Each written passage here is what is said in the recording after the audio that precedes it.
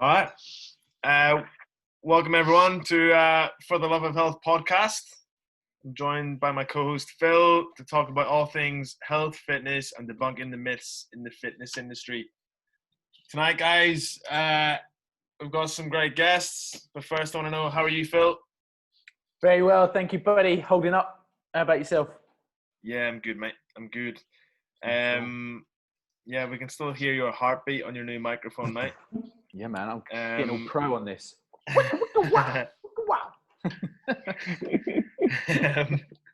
So we're joined by four gentlemen from UFit tonight, guys.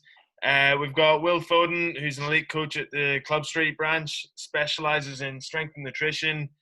So apologies beforehand if no one can understand what he's saying. We are certain he is A-OK. All right. Next up, we've also got Dylan. He also works at Club Street. He's one of the elite coaches there as well. He's all right, big dick, fucking three times Singapore's fittest male. I thought it was only 2 times. No. Triple threat. Jeez. All right, well, welcome, Dylan. That's all. He is getting fed up of reminding people who currently are the best rugby team in the world. We'll let you have we that, were going to edit it out. Camera off. What, Mexico with that tash?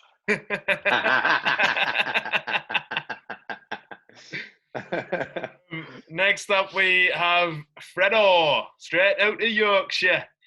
He's also one of the elite coaches at UFit and Club Street. He's a strength and movement mechanics focused coach, former professional rugby player, and up at North.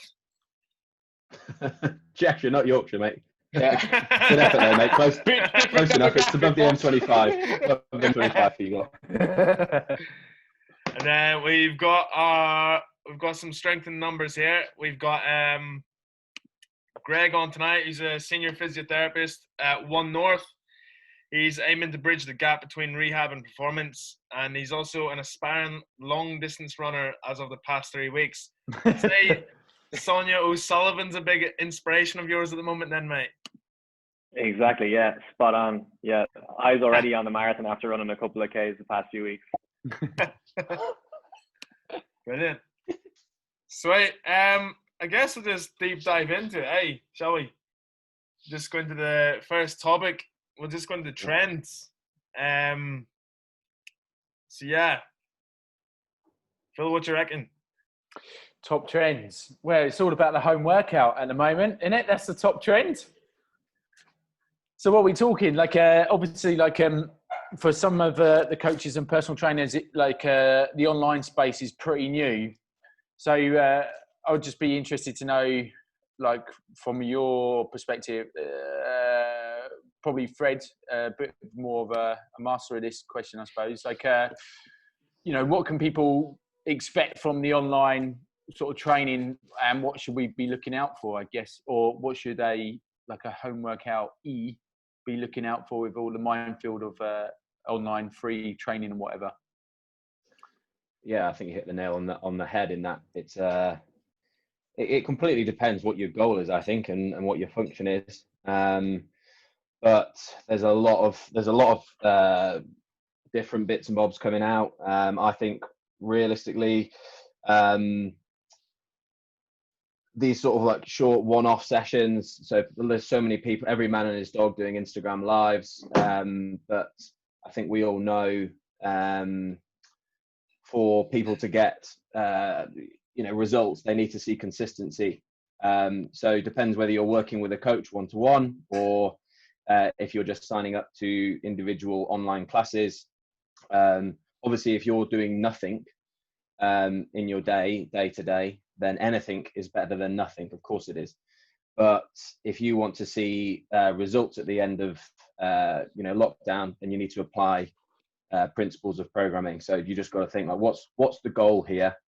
And things like these 7-minute workouts and stuff that someone sent through to me, or you guys shared with us over the past week. As I said, if you're literally doing nothing, it's going to be better than that. Uh-huh. But if for most people who have got goals and whatever their relative function is, you've got to look at what energy systems are you working with. You've got to apply some type of mechanical stress, so like building strength. We've moved away from, depending on what weights people have got, and all of the PTs have had to be pretty flexible, good coaches, thinking about how they can evolve their programming. Like if you were doing, for just as an example, if you were doing, dual kettlebell deadlift or something, just moving, to single leg, but getting that mechanical stress where they're actually building strength, so still including that as part of their program if that's what they need. Getting some type of metabolic fatigue, so strength endurance type of work, so higher rep ranges, and also some aerobic work as well. Of course, that's really important for people's vitality. So I guess depending on what they want, you've got a mix of the above, or you can specifically focus on one. But the most important thing is that whoever you're working with, whether it be a one-to-one with a coach or you're working, or you're just doing different bits in classes, there's got to be some sort of thoughtful progressive overload for you to see improvement over time. So I know that a couple of the coaches on here will be doing one-to-one coaching where we tried to move our clients' programs from what they were doing in the gym and best applying what I just said to an online program. And then obviously there'll be people doing classes and stuff as well out there. But I don't know if any of the other guys have seen other stuff, but I think that's like what the majority of what people will be doing is. Nice. I reckon I've definitely heard of a few people kind of jumping on YouTube, looking at, as I was chatting to Eoin about, the kind of 7-minute workouts. And what's the really popular guy's name? The body coach. Joe Wicks, yeah. And I know my old man for one is sending me workouts, being like, I'm doing this, or check this workout out. And probably me putting my physio hat on, I'm just waiting for him to come in and say, did my back in there, or did my hammy in, doing something, as a 55-year-old lad, just hammering 7-minute workouts that are, super generic and everything like that. But I think they probably, have their place to some extent. Like Fred said, they'll get people moving, and it's a great starting block. But, if you really want to individualize it and see some progress, you're probably going to get some coaching or, some individualized programming. So I personally haven't seen that many people coming in the door at UFIT looking or having had injuries from those kind of things. But I'll be interested to see now when the physio side kind of opens up from Monday, will there be, an influx of kind of maybe some injuries coming in from those kind of workouts as well? I guess because they're so short as well, it's people just jumping into it. So if we're sat down for longer periods of time, we was talking about this last week on the running show. Yeah. So sat down for longer periods of time, right, okay, I'll just do a quick 7-minute blast. It's just like waiting for something to snap, isn't it, really? Yeah. I think it totally depends on your, what's it called, isn't it? Your training age is the biggest thing. Like I looked at, like, totally agree with Greg saying, is like most people can't, you have to earn the right to do a movement pattern. So if you've never exercised before, you jumping on the floor and doing 7 minutes of burpees is counterintuitive, because what's the point? Where on the flip side, if you're you're an athlete of some description, or you've got a high training age, then yes, maybe you could actually warrant a 7-minute workout because your body's used to taking that level of load. But 99% of the people who are involved with COVID, who've learned suddenly they want to get exercise in, that is probably could be counterintuitive in the long run for joint health, and understanding about actually building a base level of strength. So that's what my thing is. Like, there's always the coach answer. Of, or it's like Dylan will always say with us, it depends. It so depends on that, I think, and then you can sort of reverse engineer it back from there. And you'd like to think the other thing is you'd like to think that again, some people are going to be really, really busy during COVID, but if people are working from home and they maybe have a little bit more time, that they shouldn't need to be doing a 7-minute workout. They might have half an hour where they can, put aside a bit more time to not do a, super high intensity workout, to, do an individualized one where they have an appropriate warm up, maybe some personalized work on, weak point training, and then a little bit of a strength and a little bit of metabolic conditioning thrown in at the end. If people have that more time, or rather than just saying, I'm going to smash 7 minutes today and then sit around for however many hours for the rest of it, Yeah. I guess as well, one thing I wanted to ask is like with the influx, like I know you briefly touched on it, Fred, but the influx of people on Instagram, the influencers, if we can call them that, that are just day after day posting free lives of hit workouts. I guess what I want to know is what your thoughts on that are, Will, because there's no there's no real base of who they're sort of targeting. They're just sort of out there for everyone, and pretty much, in my opinion, popular because of how they look. So do you think there's maybe a bit? Do you think there's maybe a bit of pressure on males to sort of do these workouts to look a certain way? I think people don't understand the reasons why they're doing it. That's what the big one. Of course, I think everyone has pressure to move, and the problem is everyone likes something for free. But most things you get for free are not usually, they don't last very long, or they're not good for you, or they're not going to, as I said, last for long. So I think there's pressure on a lot of people are putting a lot of free content out there, regurgitate as much as they can to try and either show they know what they're doing or build as many people as possible. And I think, yeah, it can be irresponsible in one respect, but then on the flip of that, some of them there are some people trying to put content out there that is beneficial. But like you said, putting out random hit workouts that have got super complicated exercise movement patterns for a novice person, or a dad who's literally, like you said, he's got 15 minutes and he's watched your video, and he hasn't trained, or he's not stretched, or he's been sat at the office all day. Yeah, it can be quite irresponsible. But then what I like to say with people is, like, if you're on social media and you're following people like that, you should be following people that are either educating you or giving you an insight into actually how to progress, rather than people, if you're following people because you aesthetically like them, or you think that, oh, because he's jacked, I'm going to follow him. There's not many people that understand how hard it is to get into that sort of shape, or like we talked about before, is a lot of the guys selling free stuff out there on loads of gear or whatever. They're not seeing how much hours they're putting in the gym beforehand, or they've got a training age of 20 years.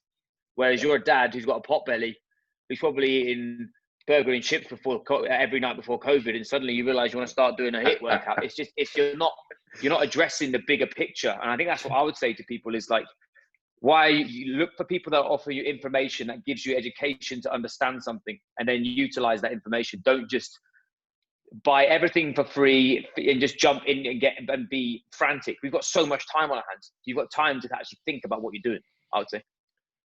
Great answer. And I guess I kind of have to go back to Fred with this, because he's the only person here with over 10,000 followers. So what are your thoughts on that? What are your thoughts, mate? I think Will mentioned there that it's up to you who you choose to follow. So if you're marketed more of what the internet thinks you like. So if you're on Instagram or any type of whatever social media channel you're using, people will, or the internet and all the algorithms, etc. out there will push more of that similar content. So if you're following bodybuilding stuff and that type of content, you'll get more of that type of content coming through to you, and you'll have, the brands, Gymsharks and all that type of stuff coming up on your screen all the time. If you're more into functional fitness and that type of stuff, I guess you'll have more CrossFit. And if you're talking about the actual, is there a certain way to look nowadays? I think, again, that's completely dependent on what you're sort of following. Like, as I said there, if you're following bodybuilding stuff or you're following functional fitness stuff, then you'll see more of that type of stuff thrown at you every day. But the most important thing is, no matter what you are, whatever your passion is or interest is, and you know what you want, then the people that you are following are educating you. Because I think we touched on it a minute ago, but I listened to something the other day that said, essentially, from an injury point of view, you've got your completely very active people, your elite athletes and all those type of things, and they're getting a lot of tissue exposure all of the time. Then you've got your sedentary people, they're doing nothing, so they're probably unhealthy, but they're less likely to get the injuries. And then you've also got the middle ground of people where they might be working at an office all day. They could be the potbelly dad that Will just described, or whoever that is, and they then go from whatever they're doing into the workouts that they see. And that's where the whole individualization process comes in a little bit, is you've got to be educated as to, and hopefully the people that they're following are doing this, educating them in terms of what is the right type of stuff that they should be doing for them, giving regressions or progressions, or at least something that says this is a more advanced workout, and the building blocks to get to that point. Great answer, mate. Cool. Well, all right then. So let's go into a bit of nutrition. So we got like a few topics here. Naturally increasing testosterone production. So how should we go about this question? Because naturally occurring testosterone. I think for gentlemen over the age of 30, testosterone tends to start to decrease. And there's a lot more people now with TRT more readily available. I think it's a great topic because I'd say for majority of the, I guess, our clientele are probably put over the age of 30 gentlemen. And true. I guess it's probably something that's quite prominent. I've used it with one of my clients. Yeah. But just a disclaimer out there, anybody asking about this, you need to go see a doctor about this. This is not our wheelhouse. So talking about testosterone and hormones and stuff, that you need to see an endocrinologist. But us being we bridge the gap between the sort of medical side and the nutritional side. I mean, we'll put it in context. I've had a high executive who he had blood work done and his estrogen count was the same as a woman because of his lifestyle. He drank too much, didn't sleep, super stressed, cortisol through the roof, etc., etc., etc. And he actually was with a doctor who prescribed him testosterone. What we found was he did actually shift shape, but his issue wasn't he had low testosterone. His issue was his lifestyle. So what Owen says is, when you are 30, you start reducing natural testosterone. But there's no reason why you can't keep that elevated if your nutrition's on point, you're lifting heavy weights, which stimulates testosterone. You've got a high vitamin profile and mineral profile and eating sort of your good fats, for example, that help testosterone production, having things like zinc in your diet. You can maintain an adequate level of testosterone. But what people are doing is that they're seeing that as a small window opportunity to use that as an excuse to jump the ladder, rather than not addressing, well, currently you're having 4 hours sleep, you're eating 1,000 calories a day, you're drinking half a bottle of water a day, you're drinking about 80 coffees. And if you're not in Singapore and other places, you're doing things you shouldn't be doing. My thing about that is people are totally trying to find the easy get out to go and reach out to a doctor and get whatever, or fly over to Thailand and go to the pharmacy and pick up the magic book and pick what you want. It's not. That's not how it should be done. If there's a time and a place for that kind of stuff, and I can see why people look at it, but it's not. I don't personally think there's other ways of sorting that before. And like I said, you need to see a doctor first before you even start thinking about that kind of thing. So, in the sense of improving testosterone production naturally through nutrition, so just foods, what would you guys, Dylan, what would you sort of suggest? Any ideas? Yeah, I think you're going to try and go for your low hanging fruits. And nutrition is not my absolute forte with regards to boosting testosterone, but definitely kind of, increasing your sleep is going to be a must. As kind of Will said, lifting heavy weights, that's going to be up there as well. And then definitely kind of getting enough protein in through the day. So even if you are vegetarian, you're going to try and make up those protein numbers. We try and shoot for roughly about 1.5 to 2 grams of protein per kilogram of body weight. And there are natural testosterone boosters like Tribulus territris.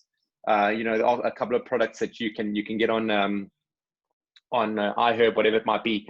The thing I think people need to understand is when they start, delving into that, even taking, testosterone replacement therapy, whatever it might be, is that your natural testosterone production starts kind of dropping off as well, right? So once you start putting exogenous testosterone in your body, that's a signal to your brain and a signal down below that it stops producing its own natural testosterone. So that's why when you go off, you have a massive you just fall off the cliff Rebound. kind of thing. Yeah. And then you have a rebound, and you got to take, hormone replacement therapies and a whole bunch of stuff. So, people can, guys can try and go into that world, and it's going to work. Yeah, you're going to get a result from it. But I think understanding the long-term effect as well is important. Maybe one of the other guys can jump in with regards to nutrition. I would just say eat tons of meat. Amen. Get the build target. In true South African style. Absolutely. Yeah. What happens is just a good balanced diet. And good balanced diet and hard work, really. I think we did the in the CPD, the Central Development Program that we did. I think Pamela went through everything, and she gave a great account of herself and all about the supplementation stuff you can go to. But it just comes down to, a pretty good diet. You got your caffeine, protein, creatine, and beta-alanine. They're the ones I can remember off the top of my head as actually proven research that wouldn't be harmful, like potentially some of the other ones we just mentioned. So yeah, just playing it safe, but just don't think that by popping a pill or something like that, unless you've actually got like a properly diagnosed issue, is going to give you the shortcut, because it just doesn't, and then you've got to face all those other issues that we just covered. So I think sorry man, just the sleep is going to be everything, guys.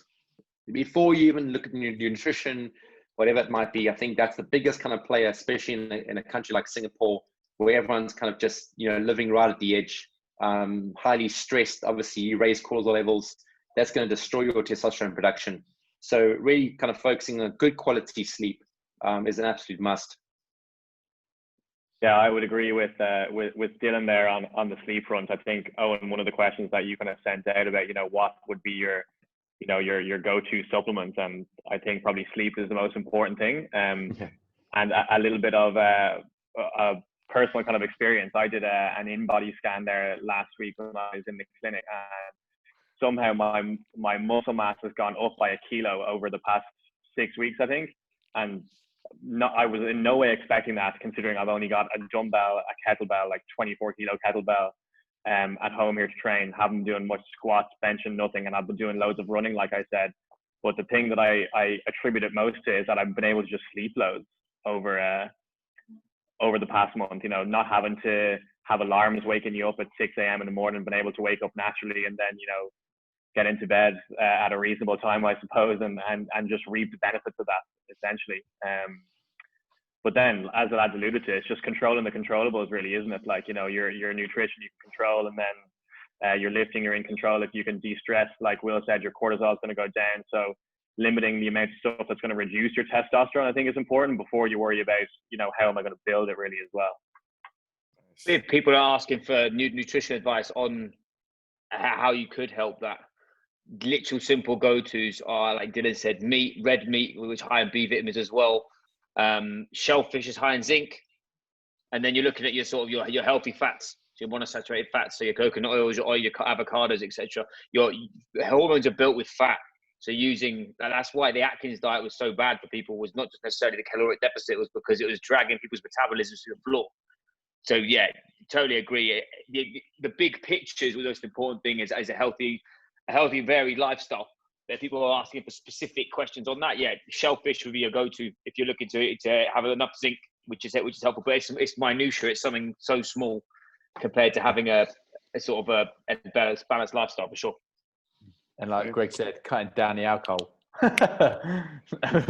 Sort of seemed to swerve that one. Massively. Spot the physio as well. Yeah, gets up at 6 a.m. Drink too much. And just to kind of give you an idea with regards to alcohol, your body's going to, if you have a big night out, your body's probably going to stop its testosterone production for almost up to 24 hours after that. So, that's probably the worst thing. I know a lot of guys have a massive workout and they go for a ton of beers afterwards. That's probably the worst, absolute worst thing you can do for your body. Thing. Yeah, so think about that when you smashing those bottles of fancy red wine again next time. Cool. That was something that Pamela, again, that was just a touch on that, Dale, is that after you have had that workout, if you've gone through the glucose, Will, you can correct me if I'm wrong on this, but I think if you've burnt through your glycogen stores, etc., within the workout, and then the first thing that you have, because let's be honest, we all drink, and there'll be points where we have a drink at some point after a workout in the day, but the order of which you do things is super important. So even if you ate and had a beer at the same time, it's easier to metabolize the beer, so it will immediately go to that source first. So you're much better off getting good quality calories in before you then go on the piss afterwards. Yeah, absolutely. And also, alcohol blunts all protein synthesis post-workout as well. So you can go to the gym, smash a big gym session, and go on the smash. You've just negated what you've just done.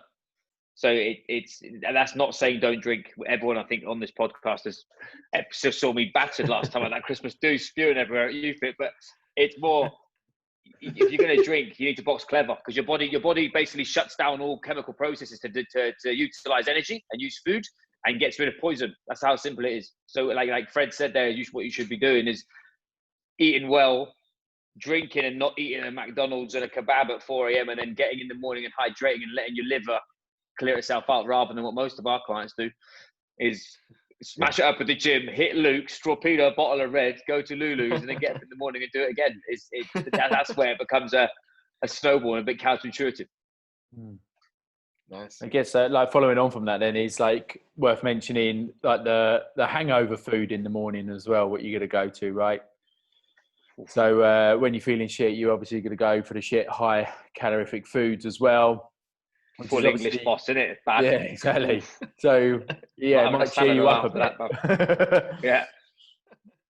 So I'm a big fan of intermittent fasting post drinking. I think I'm a big fan for most normal people anyway. Is just eat later. You can have your breakfast at 11, 12 o'clock, but if you're getting it, like you said, a lot of the guys will be listening will have kids, and they wake up hungover, and you first reach down and you're going to smash either a massive bowl of cereal because you can't be asked to make anything, or you're going to have a dirty fry up at 8 a.m. If you push that back further in the day, you're letting your body calm down and actually, like you said, get hydrated and get moving. Nothing crazy to stress you out. Walking, let yourself sweat it out, and then eat. Your body's have a better chance of sort of digesting food and using it properly, not just storing it in his body fat or whatever. Easier said than done there, though, Will. Don't get it twisted, man. I'm a full sausage, egg, and bacon man, but I get this after 3 beers, so I'm at home. I'm good. I think it's just a case of if you do the crime, you got to pay the time. Yeah, yeah, and avoid the snake bites the next day, staying in Muddy Murphy's and stuff like that. Play it smart. Yeah. Nice. All right. We've got a couple of questions in the chat. We'll just break up a little bit. From Gavin, are these free workouts that are on social media that we're discussing a good starting point for a lot of people struggling to start their fitness journey? What do you reckon, Greg?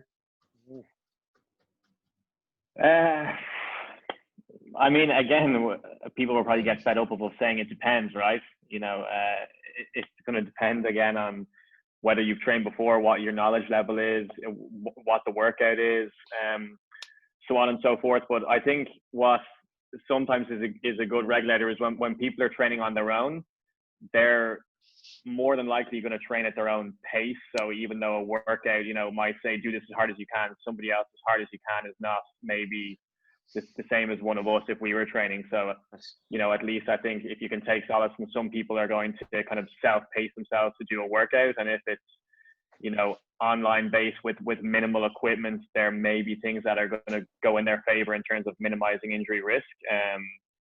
But, I would probably say to most people, if you're seeing stuff online and you want to start your fitness journey, give things a go. If you don't like how it feels, or the next day you didn't respond well to it, that's just your body sign saying, maybe that wasn't for me, and maybe I'll explore a different avenue there, or try something different. So I don't think there's any harm in trying them. And again, we'll just encourage people that if you have, friends or family that are involved in the fitness circle, send them the thing on Instagram and say, what do you think of this?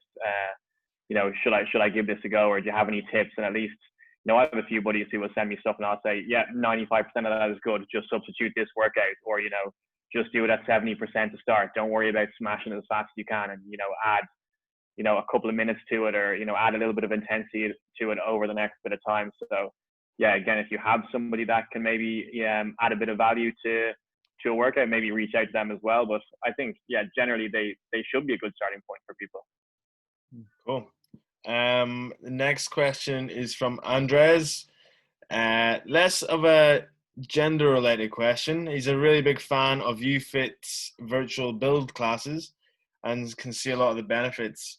He's also enjoying running, but he's not sure whether it's better to do both on the same day or on alternate days. So we actually have one of the build coaches on. Dylan, what are your thoughts, mate? Hey, well, to be honest, even if in my class, you're only really working hard for about, let's say 15 to 20 minutes maximum. So depending, I would say yes, but I also don't know how much running you're doing. So that's going to be your kind of your factor of yes. Let's say if you're running 20 Ks, after that, then I would say probably maybe no. Okay, there we go, 7 to 10 Ks. I would say also depending on the intensity that you're running. But I would say, and probably about maybe a 3-hour gap between the class and the run would be good. Just to obviously rehydrate and make sure you're good to go. But I would say, and again, another one would be how many years you've been training for, your training age. So, there's many things to take into account. But if you're doing the build class, let's say it's about 20 minutes of hard work, and you're doing a nice steady 7 to 10K run at like 65 to 75%, then there's nothing wrong with that, mate. Just make sure you're eating enough food. Sweet. I can't see those. Is there any more questions? Sorry, I can't see no, where they are. No. Who online now that we have, who meditates religiously? Does any of you meditate? I've just started. Just started as well, yeah. Well, trying to make it a habit anyway. I think meditation can mean many different things, though. When I'm waking. It depends what you call meditation, I think. Yeah. Do you want to elaborate on that, Will? Sorry, I'm having audio trouble. What tation? Sorry. What? Mastication? No. Mastication, you dirty Japone, I'm joking. Trying to keep this PG, yeah? Yeah. Professional. Now, I think meditating is, I think what a lot of people associate meditating is you sat on a rock with your fingers touched together, you sleeping to yourself and humming, yeah? That there's nothing wrong with that. But there's a huge continuum between you being mindful and you being meditative. I mean, when I had some NLP coaching myself, and my meditation was to sit on my sofa with nothing in my hand. That was it for 10 minutes. Because my personality type is I want to be doing something. I want to be consistent all on. And me, I find it extremely difficult to sit down and do nothing. Another form that I would use is I just go and get a skipping rope and do 30 minutes outside with a book in my ear. And that's my form of meditating. I try not to use it as like I'm going to go meditate now, because I find that I personally don't do it. I don't, because for whatever reason. I'm a firm believer that being mindful and being in the moment and you actually calming down and actually using breathing techniques is really important. But I definitely think you need to find the common medium for how you're going to make consistent in your day or your week, not just thinking, right, I'm going to meditate someone said to meditate, so I'm going to meditate for an hour. Same with exercise. You got to find you can fit in and what you're going to actually stick to personally. Yeah. And how are you going with that, Fred? Like, are you using an app, or how are you going about it?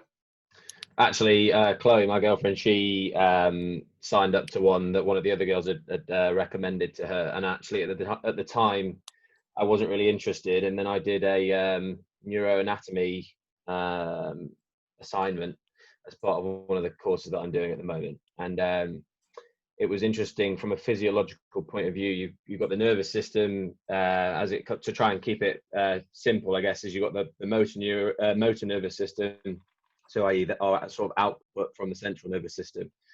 And then those signals immediately get split into basically voluntary actions and then involuntary. So involuntary being, you know, well, a lot of the main stuff being controlling your heart rate, your digestive system, and all that type of stuff. So you've got the sympathetic, and again, that gets split into two again. So you've got the sympathetic nervous system, which this is where it's really important, is the sympathetic nervous system, which is your fight or flight. So if you're constantly doing highly stressful things, whether that be exercise or just high stress at work or whatever, then you know, that has a lot of impacts. That's hormones and everything like that will get regulated off that. So if you're constantly stimulating that, the other one, which is the parasympathetic nervous system, which is your rest and digest, which obviously after you've had like a big meal or something like that, then that's when you'll feel that degree of laziness or relaxation. Your body's shifted and it's focusing on that parasympathetic division. But if you are constantly stimulating the sympathetic division, and paying no attention to the other side, then that can have quite a long-term effect. So having more consciousness of that side of things, so whether it be concentrating on your breathing or even just the feeling of things on your skin, anything like that, that can help shift that attention away, because the body doesn't necessarily have a way of differentiating between, obviously it knows the difference between being chased by a lion or something and then having high stress with your kids or work or something like that, but it's still hammering that sympathetic nervous system. So if you can try and find a way to balance it out, and I'm a bit like Will, and I know Dylan can be like this as well, is that we're sort of on the go. We like to be doing, we want to be moving and getting things done all of the time. So the idea of sitting still and literally just focusing on something like that can be quite difficult to get your head around. But I have found that it does make you think a little bit clearer through your day. So I'm interested to see how it sort of plays out. But yeah, feeling a lot more clear-minded when you're doing stuff, and being able to concentrate on breathing, I think is a huge one just to start with. Awesome. And just for Harry's sake, he's just asked that if there's any good meditation aids to recommend, especially to help with sleep. So Calm's a good one. Yeah, there's an app called Calm. That one, you've got an introduction to meditation on there, where we'll just walk you through the basics, but you've got some literally specific ones for sleep. So from what I understand of it, with meditation, you shouldn't be trying to use it to put yourself to sleep, because that's not really meditating. But then there are also parts of that app that are built in to help you get to sleep and help your mind switch off and focus on that other side of your nervous system. So that's definitely a good one. And Headspace as well. Sure. Cool. So I think, can I just say something with regards to that? I think often people are looking for apps and apps for this and apps for that. And I think a big thing, what you need to do, so Harry, if you're battling to sleep, you need to, obviously, easy things like potentially turn off all digital, your phone, etc. Maybe half an hour, try that before you go to bed. Ideally like an hour before, that would be very useful. And then setting up your, wherever you sleep, obviously maybe your bedroom, that should be like your sleep sanctuary per se, and not to get all kind of wishy-washy with it. I think it's you need to prepare yourself for that moment when you're going to go to sleep. I think a lot of times, doing a lot of, whether you're reading before work, before bed, and it's a real kind of stimulating book and you're really into it, that can also kind of now heighten up your senses again, and you kind of defeated the object. So focus on your practices and your habits kind of going to bed. I think that's really going to help you as well.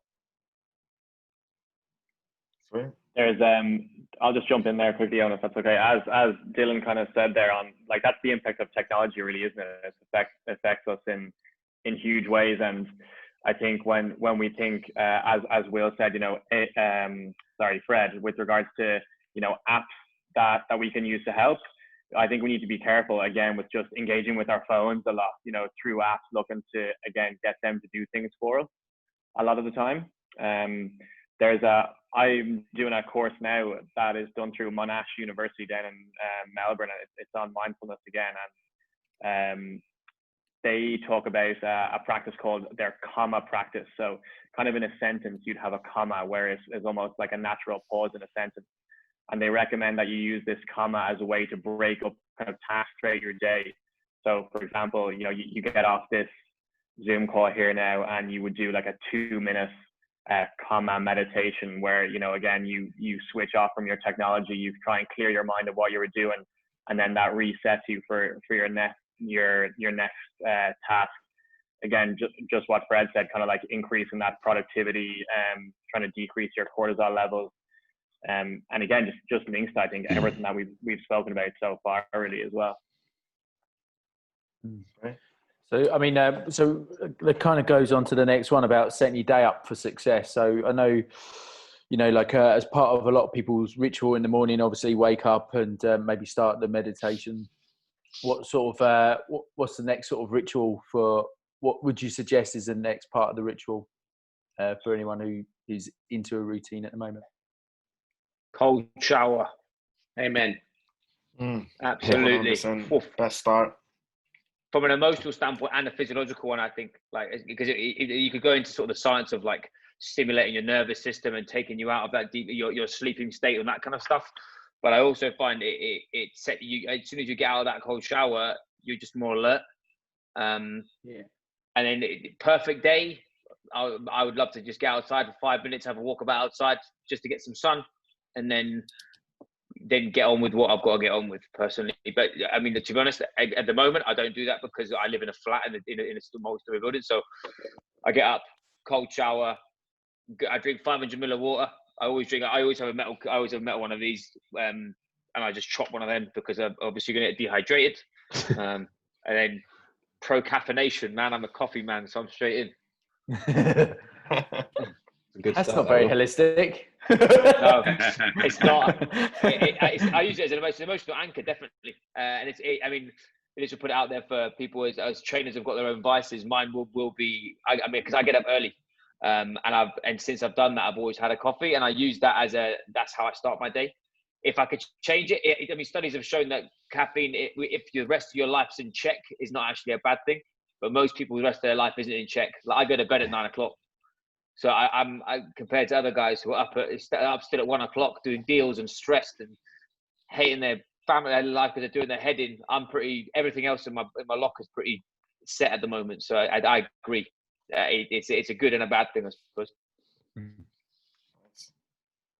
So what about, like for me, one of my things is journaling and kind of writing stuff down. So like you know, like what's going on, and maybe even like a to-do list predominantly as well, to sort of set myself up for the day. Does anyone else do any sort of journaling at all?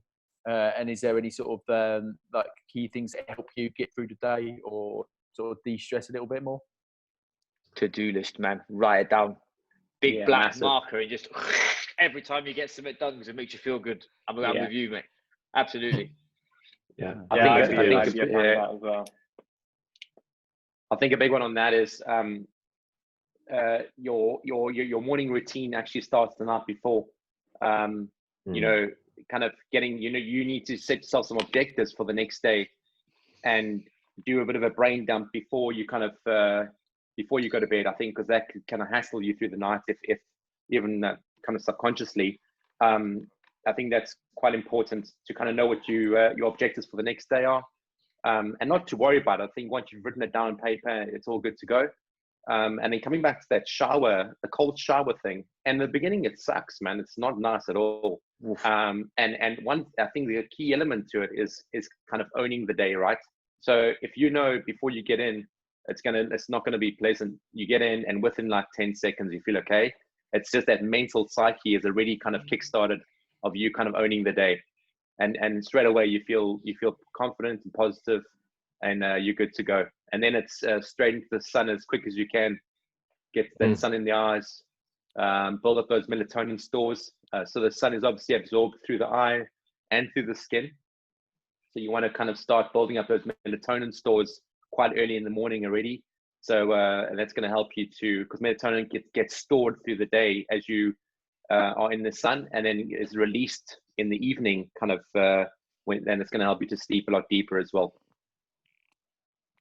It's almost like you get a bit of a sort of one up. A lot of the stuff we've just discussed there is just sort of you getting a one up for yourself or against others or whatever for that day. So getting in that cold shower, I've not done that before. I'll definitely give it a try. is, it's that first, it's just that challenge of getting in, and you've overcome a challenge as the first thing of your day. Someone gave me a bit of a routine a while ago. It's the sort of power hour. It always extends into more than an hour for me, but jumping up, I do read for 20 minutes, just very light cardio, zone 2, so very, very chilled, just to get the heart rate going a bit. And then now I've started sliding in that meditation as well, but definitely going to jump in on the cold shower buzz after this. Nice. The water in When I've had cold water is not the same in Singapore as it is back in. No, I was true. going to say, it's not really much of a man test over here, let's be honest. No, exactly. It's selling it a little bit. Dylan saying you're going to go and jump out into the sunshine afterwards. It's definitely not the same if you're in the UK. The shrivel factor is a bit different. Yeah, exactly. Shrivel factor horrendous in the UK. Yeah. Oh God, touch him in, boss. One thing I think we could do as well is I've had a question myself, and it relates to this, is put ourselves in an executive's shoes. So they haven't got as much control over the things we just talked about, like sleep. They've got to call the US at 12 o'clock. How would you, as coaches, deal with that and to keep them progressing? Because again, I've had similar questions today. I've had 2 of those. I think that's quite interesting for us to delve into, and I'm going to shush because they'll know. I reckon you've got your big light everyone's glass got on there. I think what you need to look at, guys, is taking care of what we call the bookends of your day, right? So for a lot of executives, they potentially only have now one bookend, which is the waking up part of it. And, if that means you need to wake up 10, 15 minutes earlier, so you have a bit of me time and you have that time before the kids wake up and before the missus wakes up and everything, it just gets a bit of chaos because, once that happens, it's very difficult to kind of do anything that you want to do. And you had all these lovely ideas of waking up and smelling the roses and in reality, it's not really like that. But if you can, I just kind of really kind of play on that, taking care of the bookends of the day, because through the day, many things are going to happen, meetings are going to pop up unexpectedly, emergencies, etc. Whatever. There's many things through the day, especially kind of like on a regular day, besides us not being in lockdown. And in your evenings, it is your objective to get decent hours, a good quality sleep. So really focusing on those 2 parts there, I think is going to be kind of my point that I can give. Awesome. Yeah. I mean, for myself, I would say that's the beauty of personal training, or is like how you react to your clients. So, for instance, I've got like a guy who I can think of straight away. The other night he was up till 1, had a morning session with me at 9, but his kid was keeping him up through the night as well. So I had like a good lick out session, prepared, but then we couldn't do that. Do you know what I mean? So again, it kind of it's adapting to circumstances as well, right? So you can't just go balls in all the time. There's different ways to achieve the same goal as well. Yeah. So we've got to remember, like a lot of these guys just want to get in good shape and be healthy and improve their vitality, but also obviously whilst staying in good shape and stuff like that. And it doesn't always mean, I think one of the questions you threw out, Owen, before was like, what we thought about all of the HIIT workouts and stuff that's going on. It's like, yes, that is a tool that you can use to help people get in good shape. But I've seen Will sat outside with one of his clients on a watt bike, just keeping it steady, because that might be better for their sort of, longer term vitality. If they are smashing it with high cortisol levels all the time, then maybe doing super high intensity workouts to accompany that is definitely not going to be beneficial, because again, you're just spiking that cortisol and you're making people cortisol junkies all of the time. Whereas actually they may need more steady state aerobic work coupled with, whatever strength training you're doing and is applicable to them. And I think being flexible is very important, especially for us as coaches. If somebody gets on to you and say, look, I had a really late call last night, being able to change up what they're going to do that day, or, give them a rest day and move around the rest of their week. I often speak to people from a rehab perspective on weekly loads rather than daily, so saying, look, it doesn't matter what days you fit these in. If we're using true coaches or apps like that, if I have stuff in on a Monday, Wednesday, Friday, if something pops up on the Monday, don't worry about it. Do it on the Tuesday and then take your Wednesday off and, fill the rest in as whatever, or something pops up with the kids. That's okay. They're your priorities. Important for them to remain flexible, but for us to remain flexible as well in response to what life is going to throw at you, I think. Absolutely.